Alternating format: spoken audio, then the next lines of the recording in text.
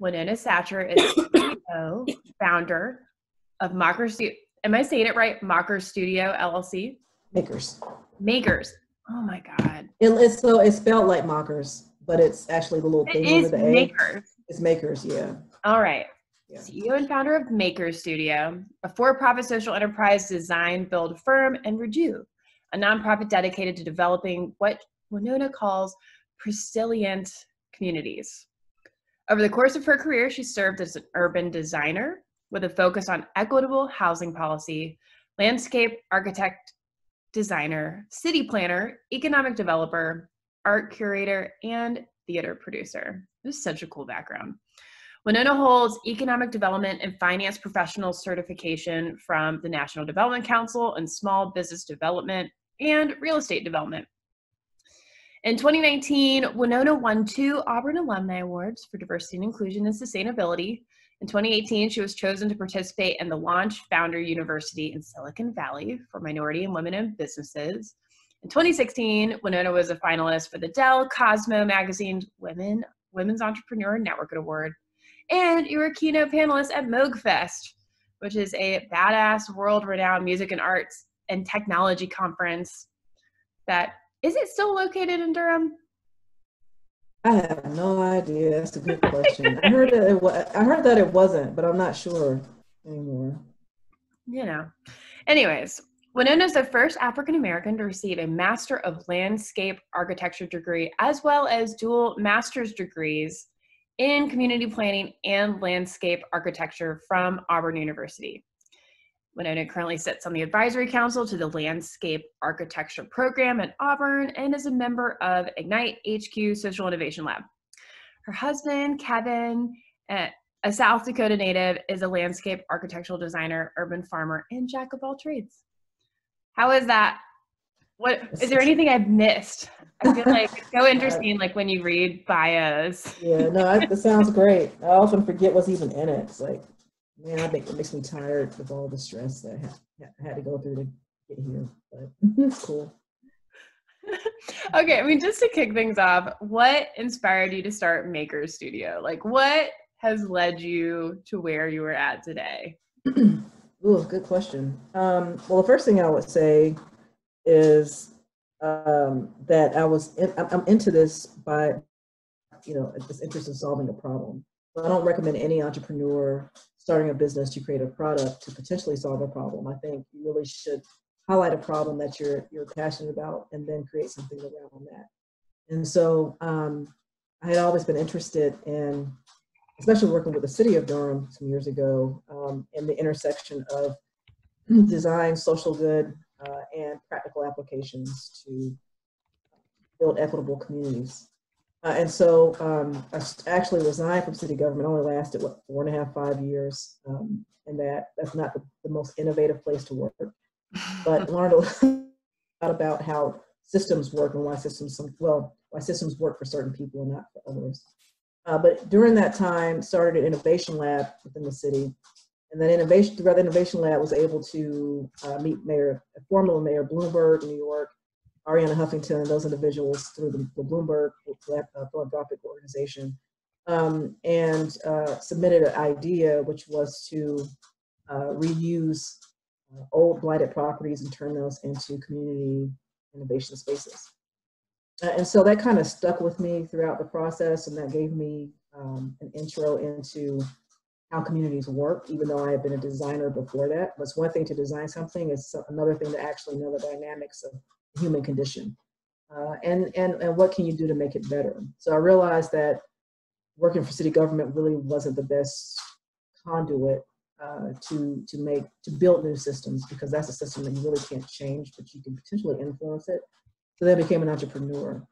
So yeah, I started out as Reju, which was a nonprofit. I learned real quick from a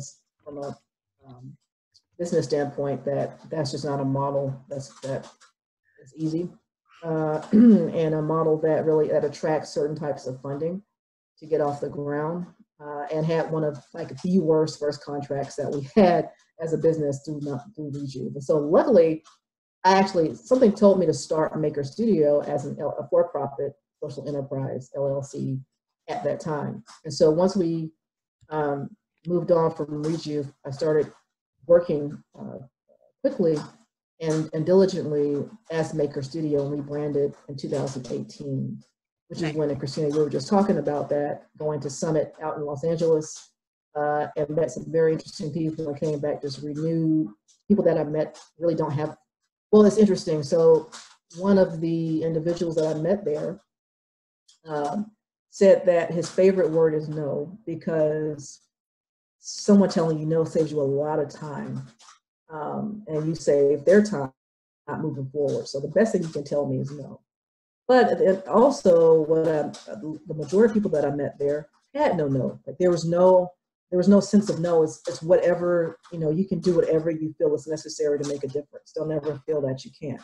And so that literally rejuvenated my interest in making a difference through design. And my focus happened to be affordable housing and housing affordability. So we have a major crisis with housing affordability, which are two different things. But the design aspect came into play because I realized that the way we typically build housing is not always sustainable. And I love the notion of reuse.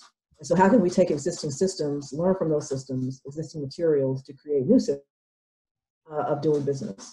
And so Maker Studio, which is a for-profit social enterprise, it's a design, build, manufacturing firm that specializes in unique modular shipping container spaces to employ locally, bridge gaps, bring people together, and create meaningful connections. And so that's what we're doing now, which is building out prototype. Well, we've already type, but building out some more of our container projects to then elevate to a different part of building new systems for equitable communities. That's amazing. So how did you go about, so you worked as a city planner, then you started Reju, like, how did you prepare yourself to take the leap, if that makes sense? Like, what were your first steps when you were starting out, and like, why did you choose the strategy that you've chosen? Well, so I was actually a small business owner before I worked for the city during the recession. Once the recessions are interesting, kind of force you to think creatively about your life, and that, we were often taught to believe that a safety net is working for somebody else. I now know that's the case. It can help, but just don't rely that that's always going to be there. And so during the first 2008, I got laid off like a lot of people. I was working at a design architecture firm, and that forced me to really become more, and I just moved to Durham from Pinehurst, so I become more engaged with the community to understand what worked, what didn't, to help residents articulate their needs, but through city planning and landscape architecture in a civic-led way. And because of that work, the city started paying attention and hired me to create this innovation center, which had never been created. And I will tell you, at first it was exhilarating. It was fun because you are taught to believe that you were on this earth to make a difference and to leave a footprint. And then the more I started doing, the more I started challenging the status quo. Like I said, government is not a place where challenging it often works.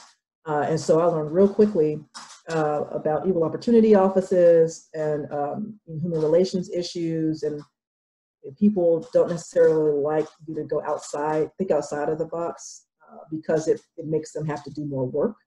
But the community adored the work that I was doing, collaborating with them on.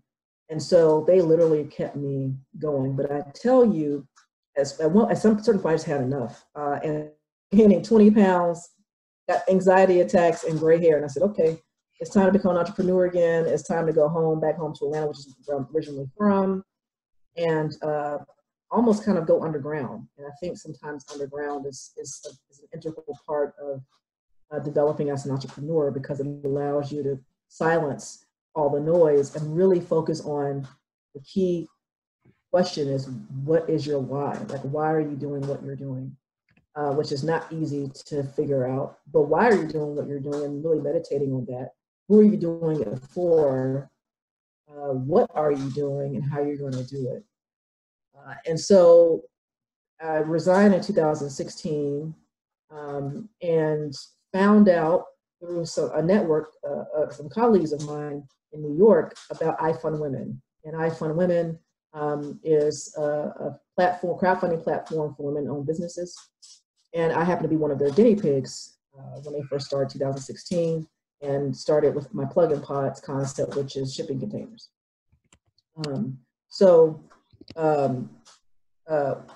That was interesting. Crowdfunding is interesting, and it's not easy, but it definitely is a confidence builder, hopefully. I don't know, most people I know don't like to ask for money. I can't stand, well, now I don't care, but then I just don't like that. It's very weird. You know, when you work for government, it's taxpayers' money, and so that's a whole different concept. But asking for money and you're having to depend on that money is a whole different notion. So literally felt like I was back in college with no money, no anything, and starting over with my husband. But I Fund Women is cool because Karen Khan, who started that, she's a former Google exec, and so it's a way to not only it's a crowdfunding platform, but it's to help women focus on the confidence building piece of it and how to tell your story, how to ask for money, and to be confident in that. To back up a little bit, before that, I had met a young lady named Meredith Feynman. And Meredith, and I just posted, Christine, you might have seen on my Instagram page, a book she just wrote called Brag Better. And Meredith is funny. So her dad, Howard Feynman, he's a long time political correspondent, with long time. So his daughter basically teaches women how to brag. That's what she does. I called her this transition because I needed a whole new brand identity. I just needed a whole new face. I had gone through this transition, and transitions aren't always easy. They weigh a lot on you. And so it's a good reflection point. I think that's critical when you are an entrepreneur, to inflect and to make time for that. And it's okay to do that. And she literally helped me to tell my own story personally, and then figure out how to tell my professional story as well. So I encourage, all of you, even if you're not a woman-owned business, to read that book. I think also for minority owners, it's awesome too. But that was happening all at the same time as leaving the city, just being totally depleted from that work. I wasn't treated that well, and so it was a lot. Moving, it was a lot, and so you talk about, as they say, a come to Jesus moment around who are you? Who are you? What is your purpose? And we have the answers right in front of us. You just don't necessarily know how to ask the right questions to get there. So that's where we are now. That is there's like so many interesting parallels, like the burnout, the going underground. I mean, that's how FYSO got started, right? I was like, underground, and then I was lonely and sad. So, yeah. Well, that's still there. Transition people. Yeah, that's still there, but it's at least I'm lonely on my time. Right. Oh, girl, we'll have to talk. You don't have to be that lonely. I mean, yeah. But anyways, but one of my questions actually kind of hit on one of my next questions. What advice, what did work about crowdfunding for you? Are there any tips you have to people that might want to go about using crowdfunding platforms? Yeah, so it worked in a sense. Well, one, the confidence piece, and having the video made, which is always helpful for the future. Just having that visual element. Also, of course, raising money for a prototype. One of the things that's frustrating about being an entrepreneur, especially a social entrepreneur, is, and especially a woman and minority woman entrepreneur, is that it seems like, and I've seen this before, but and it not only seems that it's true. White men tend to get funded off potential, and women and Black women of color tend to get funded off. We have to save the whole free world before we get any attention, which is frustrating. And so you literally have to create a prototype, build something with no money to get money, which is weird, but that's the dynamic. And so because of that, if you want to start and get in and at least get to the next level, you have to have the 3 F's, which are friends and family, to be able to help you bootstrap to get there. What it did though, because of those visuals, it then allowed me to get some more press, local press. That local press happened to be successful in matching us with our awesome business first working capital investor and now a business partner. He just happened to pick up a magazine he never reads, and I just happened to be in there. And so it helped to create these networks that I would not have been able to do personally with no money and couldn't travel, to be able to send a link and get that out, create a newsletter for it. But it's a lot of work. I mean, it's its own business. And so at one end, it would have been nice to have extra money in my account had I still had a 9-to-5. On the other end, I wouldn't have had time to do it.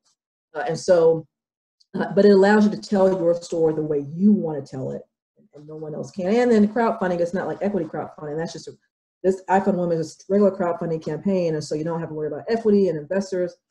But you do have to be smart in how you utilize your time, as well as how you create rewards for those that fund you.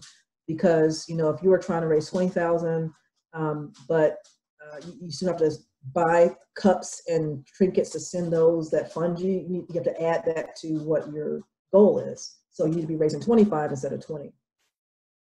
I mean, honestly, most people don't really care about rewards if they really care about what you're doing. But if you're going to do it, say you're going to do it. If you do what you say you're going to do, if you can. And then those individuals that believe in you and fund you, then they send that link to other people. In fact, so my campaign started in late 2016, 2017. One of the ladies that have followed me since totally forgot about. She just emailed me like a month ago, as a potential investor now. So you just never know who's watching, and you never know, who really believes in what you're doing.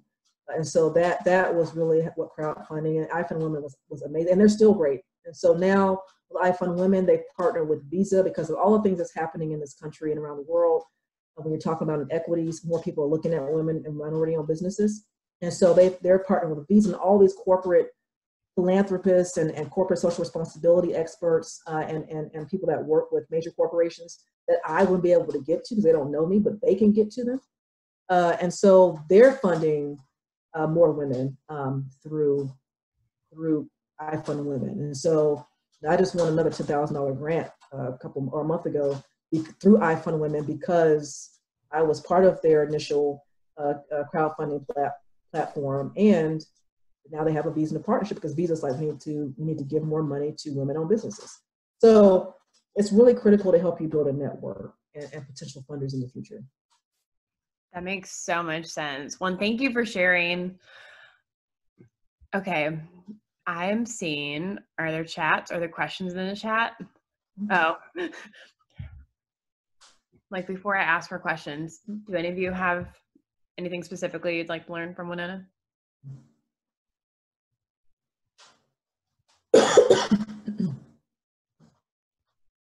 Quiet group. All right, if you change your mind, you can put it in chat. One of my favorite questions, I mean, I know you've hit on a lot of them: funding, your why, bootstrapping everything from the ground up, getting over the confidence gap. I mean, you've hit on a lot of it. Are there any other challenges or big lessons you've learned throughout your journey that would be helpful to entrepreneurs that are either building, their business or pivoting their business? Mm-hmm.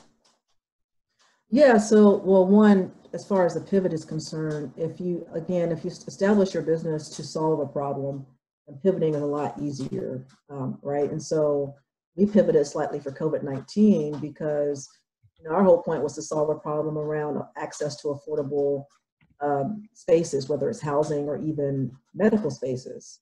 And so we pivoted and created MedPods, which are shipping container clinics, in case there was a need.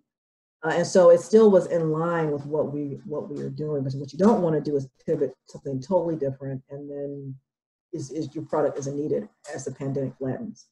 Number two, and that's just something more current. Number two is I never had a plan B. That's nowhere in my vocabulary. It's a plan A. Now there might be different paths to get to plan A, but there's no plan B. I don't have the money for plan B. the whole idea of failure is cool. I get it, but it's really not. It's expensive for me. And so, and it keeps me on my toes. Like there is no plan B, it's plan A. And I have people who are working with me on my team that have put too much money and time and effort, and those that help me raise my crowdfunding goal, for me to have a plan B. And again, I'm trying to solve a global crisis. So there's always a plan A.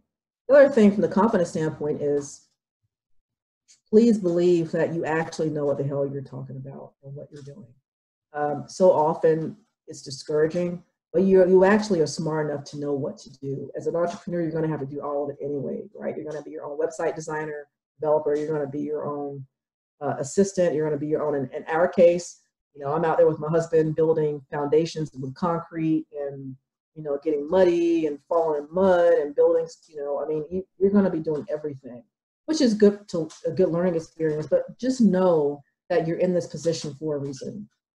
And that you are good at what you do when the world needs you. So just have that as a reminder when it seems like things are getting tough, that you actually know what you're doing. I would also say funding piece of it. Know what kind of funding you actually need. So we realized real quick that VC funding, venture capital, is just not funding that's going to work for our company. We are not a microwave business, meaning that we are not in it to build something quick.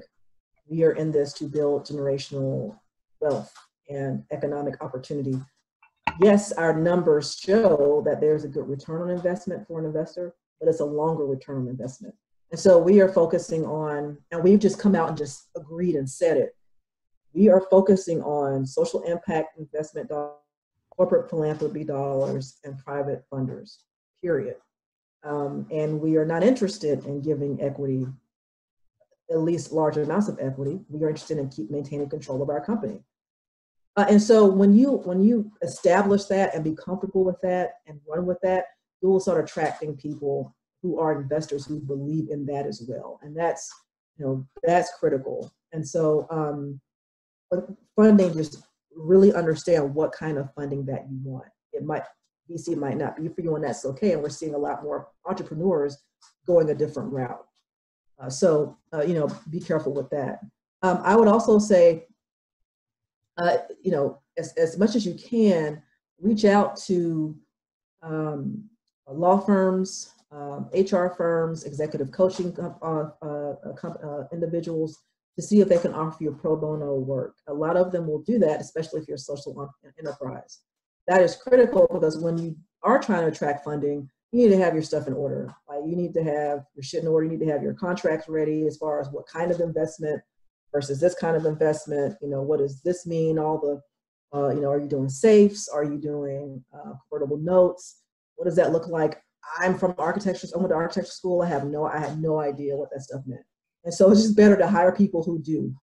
People will do that a lot of, especially now with women and minority-owned businesses. A lot of people will give you that free legal advice. There's a lot of Zooms and a lot of meetings going on now where you get hints of it. And so my suggestion is to always reach back out to those for further help. And people love helping you when they know that they can. So free is good. We like free. We like pro bono. We like pro bono. It still is a cost. So, you know, that's something that's also part of your story, that even though you got it for free, you know, you're turning a free opportunity, which is typically a $300-400 an hour fee, into now, you know, maybe $100 company. Like all that matters. And so at the top of my head, yeah, and I think the last thing is take breaks, right? Take mental breaks, whether it's meditation, whether it's reading a book. That's very, very critical for your well-being. If you are not well, you cannot lead a team. And so whether it's tea or herbal tea or whatever, just take a break. It's really important. Last thing is to know that you're not alone. Everything you're going through, we're all going through it with you. I don't care how much money you have. And so even when it does get discouraging, and it will continue to be discouraging, especially if you're in it to solve a problem, just know that you're not by yourself. And so luckily, you know, you have this amazing group of entrepreneurs to speak to, but you're not alone. There's just so much there.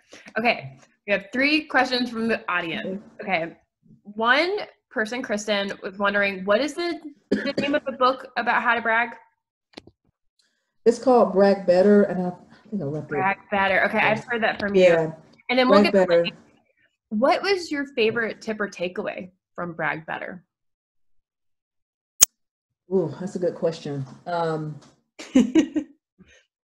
trying to remember. Like Meredith cursed me out so many times, literally on the phone, like, dude, what the hell, you're not confident enough. You know your shit. I'm trying to remember. So one of the things that was, it seems small, but it's not, is your digital presence. And she talks about that, where you need to be consistent across all of your presence. So your personal digital page, your personal website, your professional page, your professional website, your LinkedIn page, all should have clear and consistent information, because that's how SEOs work. So if I'm searching for you, and I have to search for you 3 or 4 or 5 Google pages down, it's over, because people don't read these days. Investors don't read. Everybody pretends to be busy, right? Even though some people are really busy. But people don't read. And so it's critical to have your narrative down packed and consistent across all digital platforms.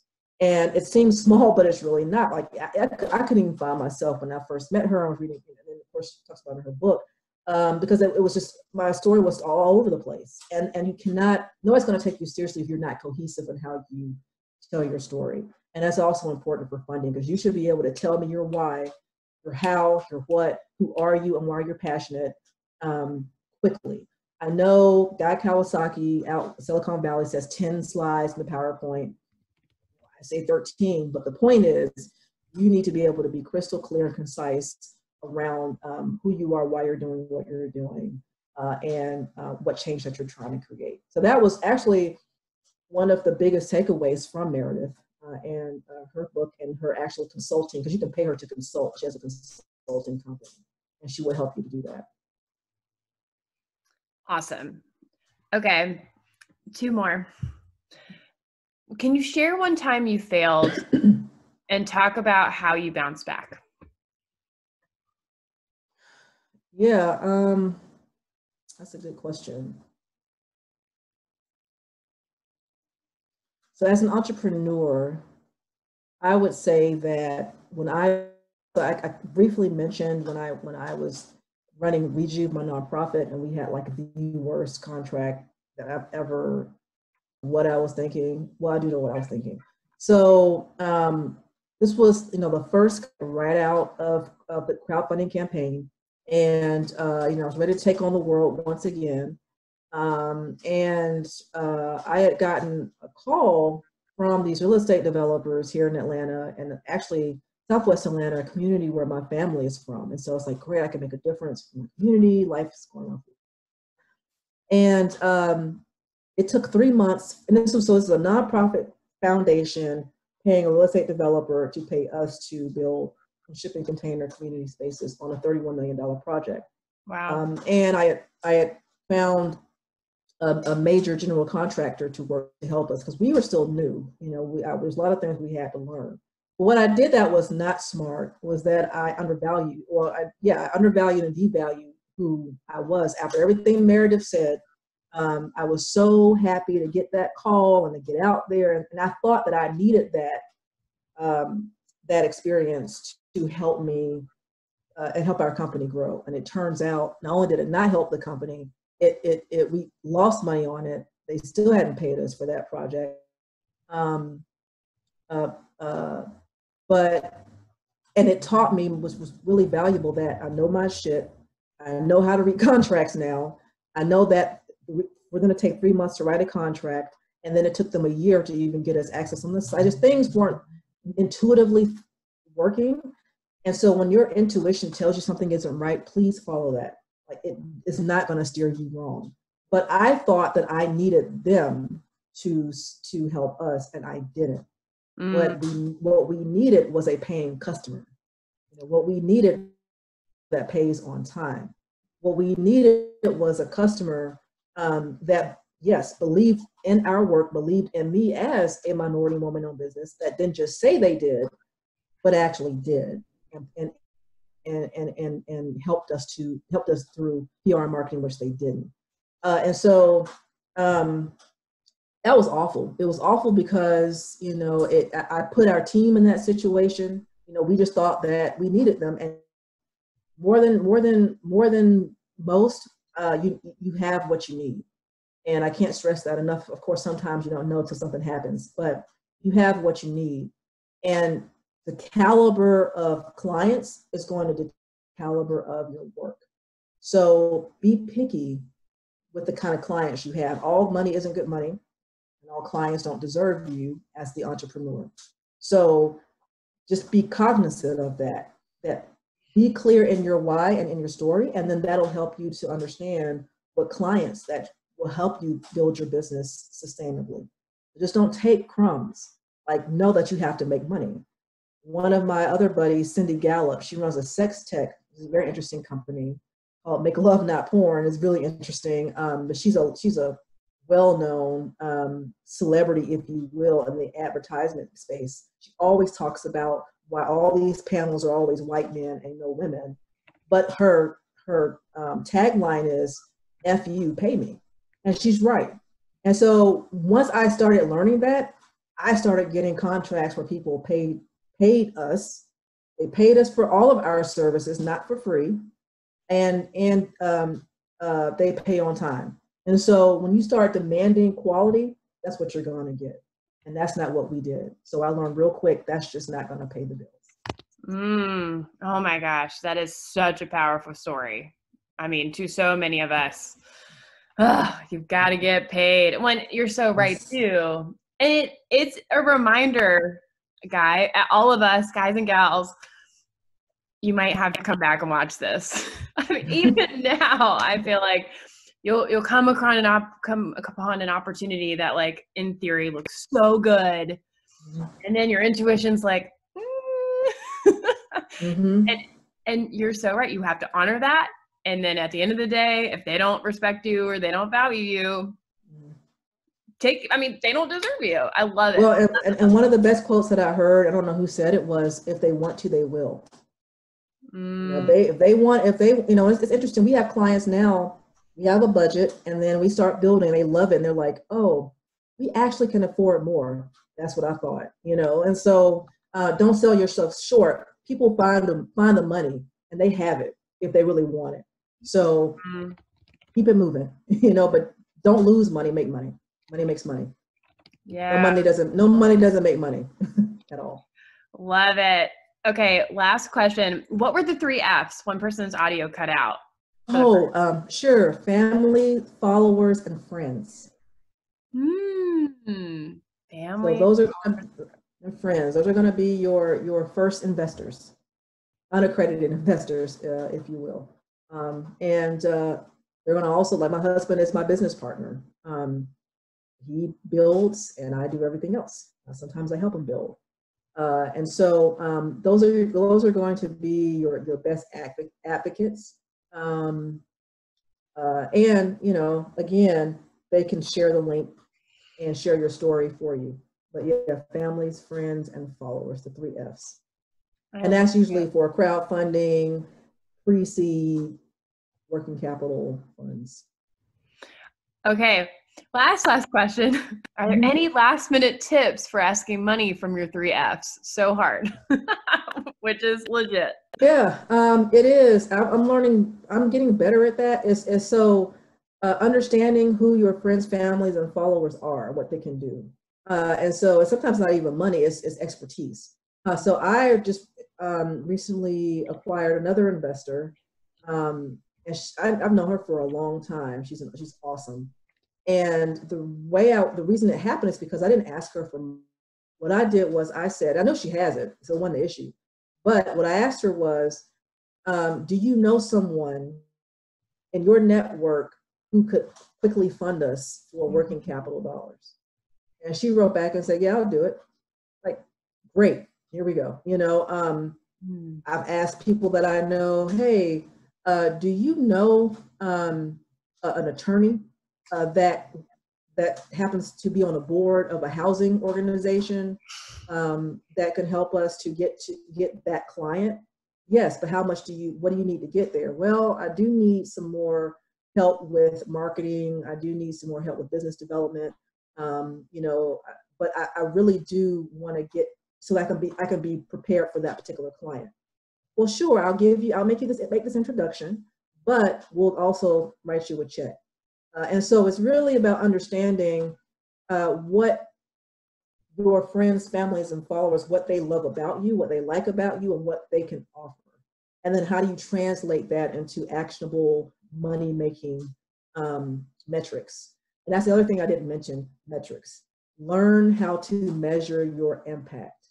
There are logic models out there, and I use a logic model that I learned from the city, which is interesting because like architects and designers, we care less about logic, right? Like, we like designing fluffy stuff. So it was scary to learn that, but I'm so glad that I did.